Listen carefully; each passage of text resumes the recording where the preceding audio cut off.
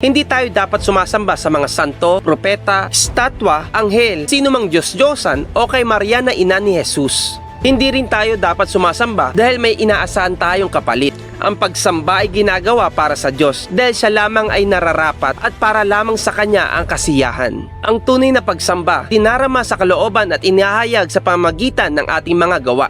Ang pagsamba bilang obligasyon ay hindi kalugod-lugod sa Diyos at walang kabuluhan sa harapan niya. Nakikita niya ang lahat ng pagpapaimbabaw at kinamumuhian niya ito. Ipinakita niya ito sa Amos chapter 5 verse 21 to 24 habang pinapahayag niya ang nalalapit na paghahatol ng Diyos. Ang tunay na pagsamba ay hindi lamang nakabase sa ginagawa natin sa loob ng iglesia o pagpupuri. Bagamat ang mga bagay na ito ay mabuti at sinabi sa Biblia na gawin natin ang mga ito. At ang pinakamataas na uri na pagpupuri at pagsamba ay ang tapat na pagsunod sa Kanya at sa Kanyang salita. Upang magawa natin ang tunay na pagsamba, kailangan nating makilala ang Diyos dahil hindi natin siya masasamba kung hindi natin siya kilala. Gawa chapter 17:23. Ang pagsamba ay pagluwalhati at pagbubunyi sa Diyos upang ipakita ang ating katapatan at paghanga sa ating Ama. Nawa na unawaan natin ang katuraang ito. Tulungan tayo na makita ang totoong pagsamba sa ating mga buhay.